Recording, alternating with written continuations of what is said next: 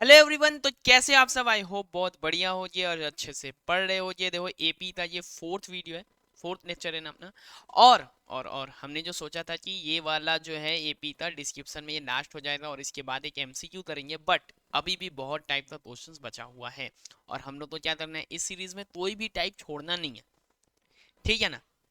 तो इसीलिए इसके बाद वाला भी जो क्लास है ना, उसमें भी हम लोग एपी का सम ऑफ एपी का ही कुछ क्वेश्चंस देखने वाले हैं और उसके बाद फिर नेक्स्ट क्लास में हम एमसीक्यू देखेंगे। मतलब इसके बाद अभी और दो क्लास होने वाला है एपी के ऊपर, ठीक है ना।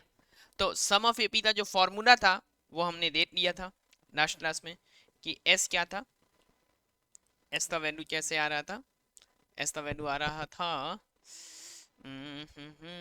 n/2 2a plus n-1 into D, ये भी था एक। और एक तो बाबू ये भी था 2a, 2a नहीं, 2a वाला तो हो गया, तो a+l। एक बात याद करो, लास्ट क्लास में जो तुमने देखा, और जिसने नहीं देखा ना पहले वो देखना फिर ये देखना, नहीं तो नहीं समझ में आएगा, मतलब उतना नहीं समझ में आएगा। प्रॉपर ऑर्डर में क्लासेस देखना, ऐसा नहीं कि कोई मिस हो गया तो यहीं आ रहा है। जो मिस हुआ है पहले उसको कवर करो और फिर ये देखो, ठीक है। ज्यादा बैकलॉग मत रखना। अब भाई ये फर्स्ट टर्म और लास्ट टर्म का सम हमेशा सेम हो रहा था। कैसे देखा था हमने ये? हमने देखा था लास्ट की तरफ से जब आ रहे हैं ना तो हमें डी सब्ट्रैक्ट करना है। जैसे इधर से जा रहे थे डी ऐड कर रहे थे, उधर से आएंगे डी सब्ट्रैक्ट करेंगे। कैसे? ऐड, उधर से आएंगे तो सब्ट्रैक्ट। तो हमसे पूछा है find the sum of last 10 terms, find the sum of last 10 terms. तो हम सबसे अच्छा काम ये कर सकते हैं कि हम लोग इस एपी को ही रिवर्स कर देते हैं, रिवर्स द एपी। तो यहां से कैसे जा रहे हो, डी कितना है 2 है ना, तो जब रिवर्स करोगे ना तो d-2, लेफ्ट टू राइट में ऐड करोगे तो इधर से आओगे तो सब्ट्रैक्ट करोगे। समझ में आए बात? 122 120 ऐसे चलेगा। और अब यहां से आराम से सम निकाल लेंगे।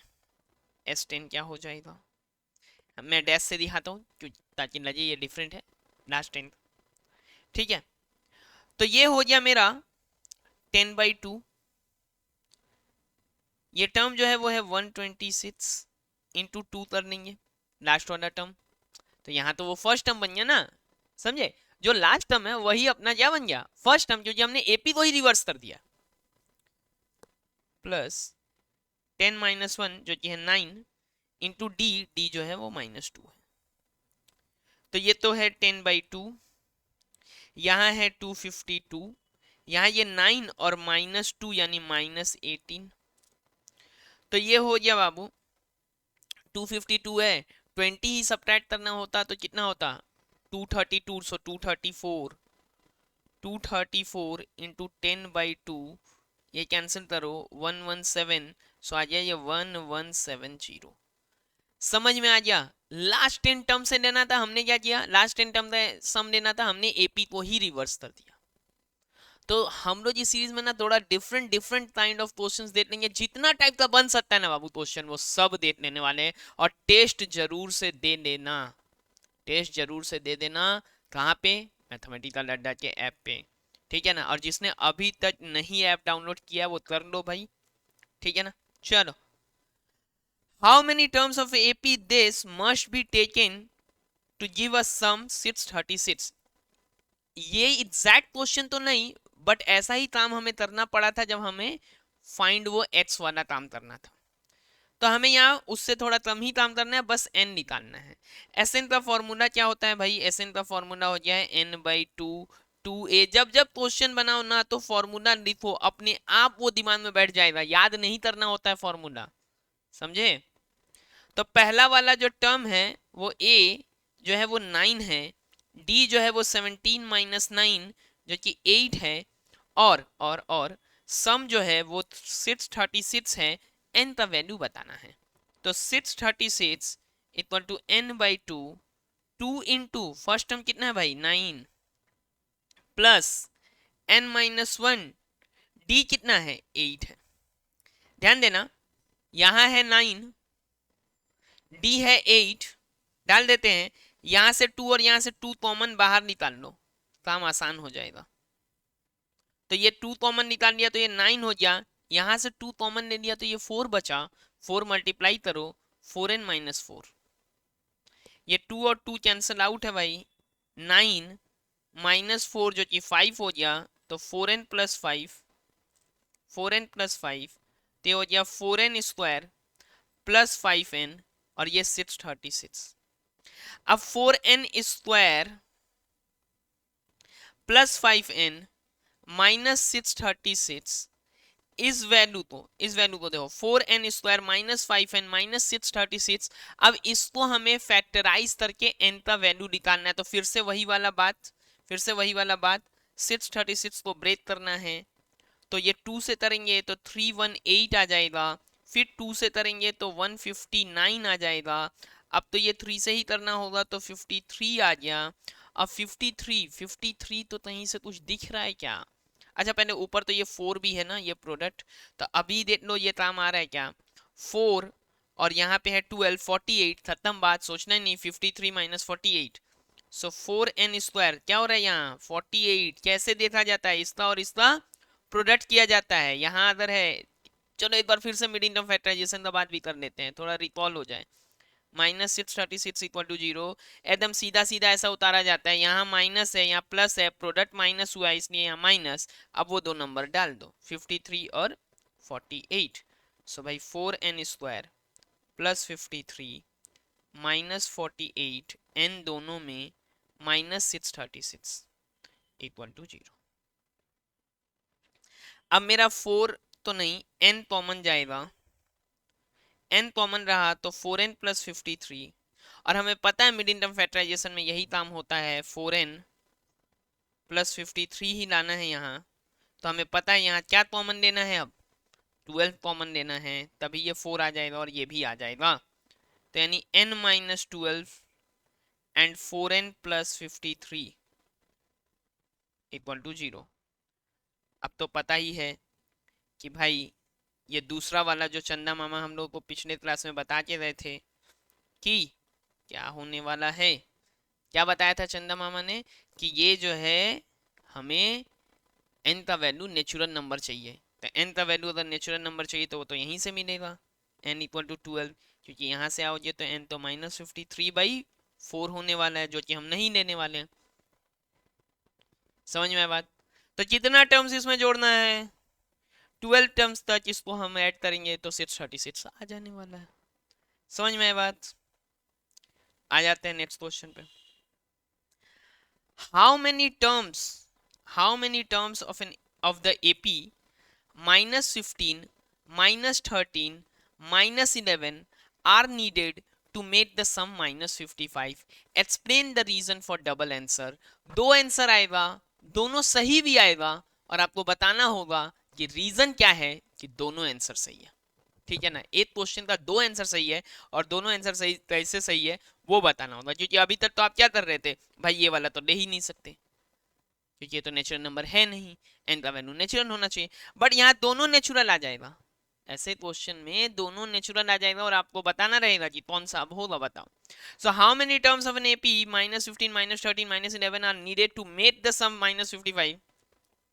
चलो देखते हैं, -15 -13 -11 डॉट डॉट डॉट, इसका जो सम है वो -55 है, ए का वैल्यू है -15, डी का वैल्यू क्या है बाबू -13 माइनस ऑफ -15, यही होता है ना, second term minus first term, तो ये हो गया -13 और ये +15, तो डी का वैल्यू कितना हो गया, डी का वैल्यू हो गया 2।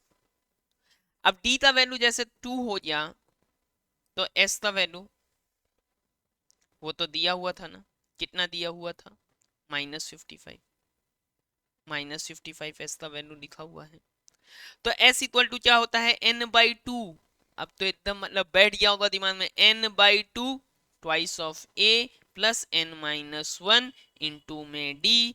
अब क्या है भाई, यहाँ डाल दो -55, यहाँ क्या है n n n n n n तो निकालना है, 2 into first term that is -15 plus n-1, d का वैल्यू कितना 2, तो 2 और ये 2 कॉमन लेके बाहर, ताकि ये 2 से कैंसिल हो पाए, -15 प्लस n -1, यहां तक का बात हो गया, -55।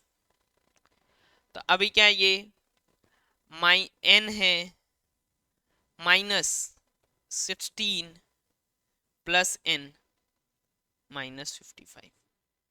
तो यहाँ पे है -16n प्लस n स्क्वायर -55। अब क्या करते हैं, लेफ्ट साइड ले जाते हैं, -n स्क्वायर, मतलब आप क्या समझ रहे हो, बस कैलकुलेशन इसके बाद, ये वाला काम करने के बाद ये क्वेश्चन एपी से कम क्वाड्रेटिक इक्वेशन का ज्यादा हो गया। समझ में आया बात? तो अब ये -n square plus 16n -55 equal to 0। ठीक है, माइनस कॉमन ले लेते हैं हम लोग, n square -16n plus 55 equal to 0, minus है तो हटाते हैं इधर, n स्क्वायर, अब यहाँ तो प्लस 55 है, अब बार बार तो नहीं लिखूंगा मैं पूरा मिडिल टर्म फैक्टराइजेशन, 11 और 5 से दिख रहा है ये, 11n minus 5n equal to 0। So n minus 11 -5 common लिया तो n माइनस 11 इक्वल टू हो गया 0, n माइनस 5 और n माइनस 11 इक्वल टू हो गया 0। समझे? और अब ये दोनों से ही एक एक वैल्यू आ रहा है, n माइनस 5 इक्वल टू 0 से n equal to 5, n minus 11 से इक्वल टू से n इक्वल टू 11। अब देखो रीजन फिर क्या है, रीजन है कि sum up to first 5 terms is -55, but sum of 6th term to 11th term, 6th term से 11th टर्म तक जो आएगा ना, उन सबका समेशन 0 है। sum of 6th term to 11th term is 0, therefore sum of first 11 terms is also -55। Reason में क्या ड्यूअल आंसर था, मतलब समझ लो ना, 1 से लेके 5 तक का सम जो है, टर्म 1 से 5 तक का -55 है। अभी यहां से जो छठा वाला टर्म आया, 6th term, 7th 8th 9th 10th and 11th, यहां से 11th टर्म तक जो सम है वो 0 है, इसीलिए फर्स्ट 11 टर्म का सम भी क्या हो गया, फर्स्ट 11 टर्म का सम भी क्या हो गया बाबू, -55। अब एक और बात समझो, अगर कहीं पे लिखा हुआ है Sn -Sn-1 तो समझ लेना वो An है, मतलब अगर sum up to 10 terms minus sum up to 9 terms है, यानी वो 10th टर्म है, क्योंकि 1 से लेकर 10 तक का 10th टर्म तक का समेशन ही S10 होता है ना, तो S9 में बस वो 10th टर्म ही तो नहीं है, तो सम अप टू 10 टर्म में से सम अप टू 9 टर्म्स अगर सब्ट्रैक्ट कर दोगे तो वो सम अप टू 10 में से सम अप टू 9 जब सब्ट्रैक्ट करोगे तो वो 10th टर्म ही रह जाएगा। ठीक इसी तरह अगर मान लो सम अप टू 20 टर्म्स में से sum up to first 12 terms subtract कर देते हो, S20 माइनस S12 कर देते हो, तो ये तुमको दे देगा एंड से 8 टर्म्स का समेशन, क्योंकि S कैसे है, फर्स्ट से लेके 20 तक, 12 तक में तो फर्स्ट 12 का समेशन है, अगर 20 तक में देखें तो फर्स्ट 12 का समेशन अगर एक तरफ रखे तो बाकी बचा 13th 14th 15th 16th 17th 18th 19th and 20th some, 20th तक का सम, बट वो लास्ट 8 हो गया ना, तो इसलिए S20 माइनस S12 करोगे तो लास्ट 8 टर्म्स का भी, मतलब 8 टर्म्स फ्रॉम द एंड, जैसे हमने स्टार्टिंग में यहाँ पे निकाला था 10 टर्म्स फ्रॉम द एंड, अगर हमें पता होता कि इसमें कितना टर्म्स है तो हम इसको अलग तरह से भी बना सकते हैं।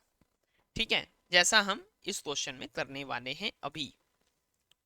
देखो, in an AP of 50 terms of sum, the sum of first 10 terms is 210 and sum of its last 15 terms is 2565।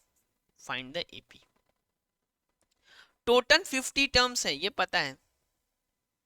Some of 10 terms, sum of 10 terms जो है वो सम ऑफ 10 टर्म्स जो है मतलब 10/2 2a प्लस 9d इज 210। तो यहाँ तो 5 है, 2a प्लस 9d, ये 5 तो यहाँ सब डिवाइड हो जाएगा, 210/5, सो 2a प्लस 9d, तो ये हो जाएगा बाबू।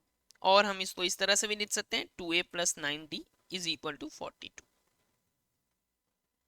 ठीक है, 2a plus 9d is equal to 42, क्योंकि sum up to first 10 terms जो था वो 210 था, 10/2 डाल दिया, वो हो गया 5, 5 इधर कर दिया डिवाइड, उधर रख दिया है 2a-1d। बट क्वेश्चन का मेन पार्ट तो अब शुरू होता है, जहां पे लास्ट 15 टर्म्स का जो समेसन है ना वो 2565 है। इसका मतलब S50 माइनस S35, ध्यान से समझना बात को, S50 माइनस S35 यही होने वाला है मेरा लास्ट 15 टर्म्स का समेसन। क्योंकि समझो यहां मैंने फर्स्ट 35 टर्म्स का समेसन रखा हुआ है और यहाँ पे मैंने बाकी का 15th का रखा हुआ है। ये टोटल में लेता हूं तो वो सम अप टू 50 टर्म्स है, ये वाला part sum up to 35 terms है, इसी को हटा दूंगा तो लास्ट 15 टर्म्स बचेगा ना। समझ में आया बात? 2565, 2565। अब S50 जो है वो है 50/2 2a प्लस 49d, बार बार वो लिख नहीं रहा हूं मैं, n-1d लिख लेना, एंड माइनस ये कितना होगा 35/2 2a plus 34d is equal to 2565। ठीक है बात? तो ये तो हो गया भाई 20, ऐसे रहने देते हैं हम लोग क्योंकि यहाँ हाँ यहाँ भी हो जाएगा, हो जाएगा, हो जाएगा। 25 इंटू 2a प्लस 49d, अब कैलकुलेशन है बस, 35/2, 2 बाहर ले लेते हैं हम लोग, तो यहाँ a प्लस 17d और आराम से 2565। ठीक है ना? ठीक है, समझ में आ रहा है चीज? बढ़िया, आगे देखते हैं। ये हो गया मेरा 50a, ये हो गया 50a, ये क्या हो रहा है भाई, ठीक से रह जाए। चल सही है, सही है, सही है, सही है। तो ये हो गया 50a, अरे ये क्या सही नहीं हो रहा है। सही है ये 50a, और यहाँ पे 25 से अगर मैं मल्टीप्लाई करता हूँ, 25 से अगर मैं मल्टीप्लाई करता हूँ तो ये मेरा कितना हो जाएगा 49, 25 से मेरा 49, ये कहाँ से जा रहा है भाई, वायर सही है ना? सही है, चलो ठीक है, ठीक है। तो 25 से 49, 25 से 50 मल्टीप्लाई करते तो जितना हो जाता, 1250 हो जाता ना, तो 1225 रखो। ठीक है, तुम अपना कैलकुलेटर नहीं, अच्छा तुम्हारे में कैलकुलेटर नहीं अलाउड है, ठीक है। कॉलेज के बच्चों का क्लास लेते लेते थोड़ा सा ये हो जाता है मेरा, वो कॉमर्स को भी मैं मैथ्स पढ़ाता हूँ तो वहाँ पे कैलकुलेटर अलाउड होता है, तुम्हारा नहीं है, ठीक है। तो तुमको नहीं यूज़ करना है कैलकुलेटर, ये ठीक से बैठ नहीं रहा है, बैठ जा भाई। तो चलो ये 35a माइनस 35a और 17 के संग 35 को मल्टीप्लाई करना है, तो 35 17 मल्टीप्लाई कर देंगे 17 एंड 35 का, 35 इंटू 20 कितना हो जाता, 35 इंटू 20 हो जाता 700, 700 में 105 हटा देना है, 700 में 105 हटा देना है, 600 595 माइनस 595d। ठीक है ना? देख लो 7, और ऐसे भी कर सकते हो, चाहिए तो 5 से 35 का 5, ठीक है, 21 एंड 5 कितना हो गया, 35 का 5 3, ये 5 और 7 21, 21 और 5 26 और 3 29 एंड 2 बचा, तो इधर 595, ऐसे भी मल्टीप्लाई कर सकते हो, अपना अपना तरीका होता है, ठीक है ना। मल्टीप्लीकेशन और इन सब का स्पीड बढ़ाना हो तो ट्रिक का बहुत सारा वीडियोस अपलोडेड है ऑलरेडी, चाहिए हो तो कमेंट में बता देना। 2565 था ही ना ये नंबर, बार बार ऐसे लिखते टाइम ये ना हो जाए। अभी और इसको छोटा करते हैं, 15a और प्लस में 600 होता तो 600 रह जाता, 630, 630 डी 2565। अच्छा 5 से तो ये सारा नंबर्स डिविजिबल है, बस देख लेते हैं 3 से है क्या, 7 6 13 13 एंड 5 18। 5 से भी डिविजिबल है, 3 से भी डिविजिबल है, तो 15 से भी डिविजिबल होगा। ये है क्या, ये भी है, तो चलो सभी 15 से डिविजिबल है। सो ए प्लस यहाँ कितना होने वाला है 630 के लिए, 630 में 15 से डिवाइड करते हैं तो ये कितना होने वाला है, पहले तो अगर हम लोग 3 से ही डिवाइड कर दें तो कितना हो जाएगा ये 210, 5 से करते हैं तो 42 डी। चलो 42 डी है ये, और यहाँ आके अब हम 15 डिवाइड कर देंगे, बस कैलकुलेशन चल रहा है बाबू, बस कैलकुलेशन। 2565 डिवाइडेड बाई 15, 15 से कैंसिल करेंगे तो ये 1 टाइम्स, अब ये रह गया 10 एंड 6 तो 7 टाइम और 1 171, सो 171 ए प्लस 42 डी, ठीक है ना। चलो और यहाँ पे रह गया है एक और equation 2a plus 9d equal to 42, 2a plus 9d equal to 42। तो इसको भी हमें वो एलिमिनेशन मेथड अगर यूज़ करना है तो इसको हम यूज़ कर लेते हैं 2a प्लस 84d, डबल कर देता हूँ मैं इसको, ठीक है ना, इस इक्वेशन को।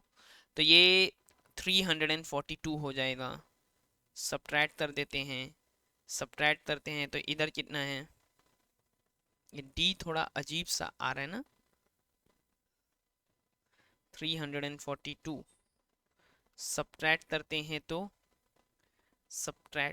हैं तो ये कितना हो जाता है 84 में कुछ ऐसा 5 में आएगा क्या, नहीं नहीं नहीं नहीं, अजीब सा नहीं आ रहा, ठीक ही है भाई, 75d है और यहाँ पे 300 है, तो d इक्वल टू 300 बाई 75। अभी हम लोग क्या करेंगे, देखो इतना लंबा कैलकुलेशन वाला में एरर का भी चांस होता है, तो हम लोग कैसे वो एरर चेक करेंगे वो भी बता दूंगा मैं, कि आंसर सही है कि नहीं वो भी चेक करना बता दूंगा। तो d इक्वल टू तो 4 हो गया। अब d इक्वल टू अगर 4 हो जाता है तो a का वैल्यू निकालना आसान रह गया, क्योंकि a प्लस या 2a plus 9d is equal to 42 था, तो डाल दो इसमें, तो 9 इंटू 4 42, 2a है तो ये कितना 36 हो गया ना, 42 माइनस 36, 2a है तो a equal to 6/2 that is 3। अब चलो चेक कर लेते हैं कि ये सही है या नहीं है, मतलब a मिल गया और d मिल गया तो हम तो बता ही देंगे कि यही है AP बताना मतलब उसके टर्म्स को बताना। तो 3 है, 7 है, 11 है, 15 है, तो इसका सम अप टू 10 टर्म्स, और जल्दी से निकालना हो तो क्या लिखेंगे, हम डायरेक्ट लिख रहा हूँ मैं, 10/2 से 5 लिख रहा हूँ, फर्स्ट वाला टर्म को 3 तो डबल कर देता हूँ 6, चेक कर रहे हैं ये रफली चेक कर रहे हैं हम लोग, तो रफली ऐसा लिख सकते हैं, और 9 और 4 तो 36, तो ये तो 42 से भाई 42 से 210 आ गया, पहला वाला तो एकदम सही है, पहला वाला इंफॉर्मेशन।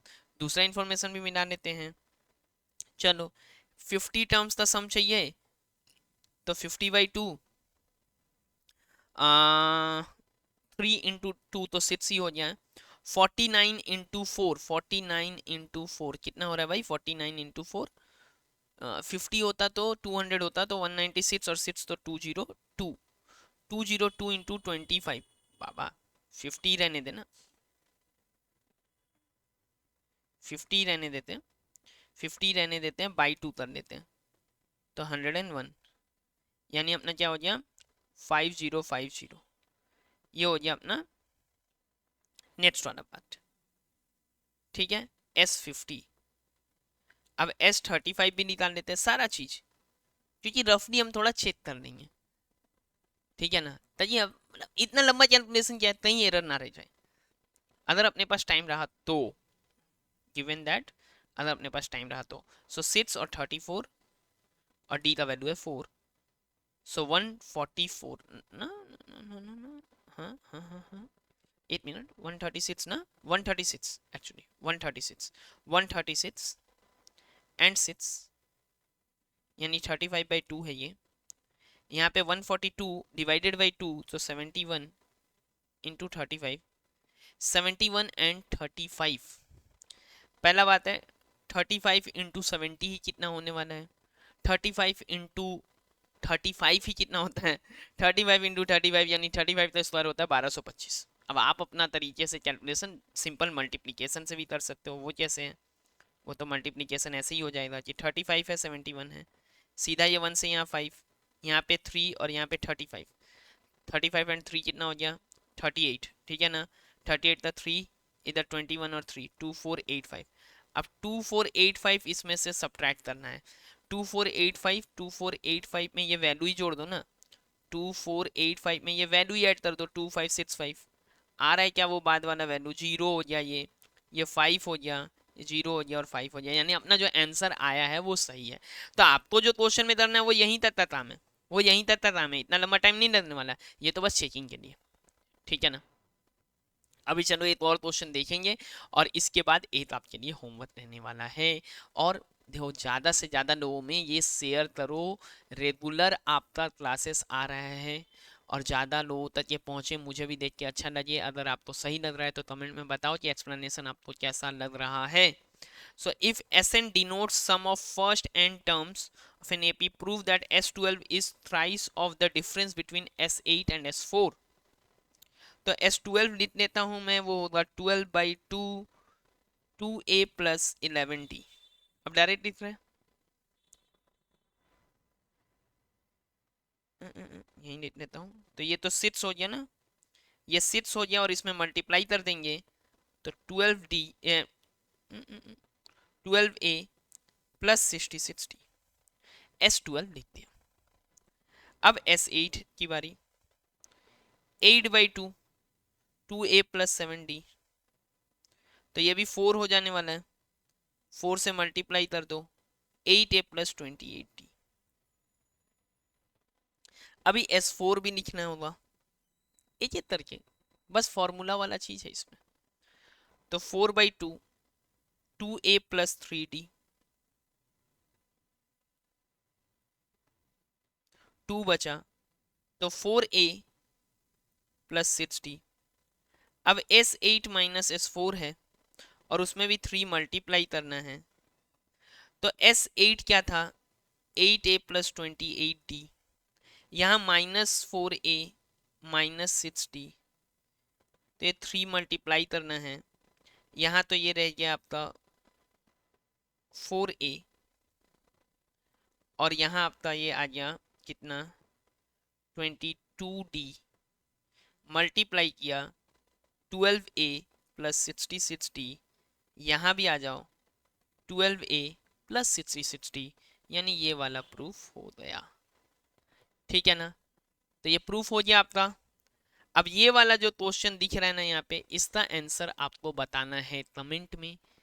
नेक्स्ट क्लास में मतलब ट्यूसडे हम लोग और भी कुछ सम ऑफ एपी का क्वेश्चन करने वाले हैं और उसके बाद हम फिर नेक्स्ट सैटरडे एपी को खत्म करेंगे अपना वो जो ट्रिक वाला एमसीक्यू ट्रिक के लिए जो क्वेश्चंस है, और कुछ और भी एमसीक्यू ट्रिक्स हो सकता है, सरप्राइज है आपके लिए, ठीक है ना।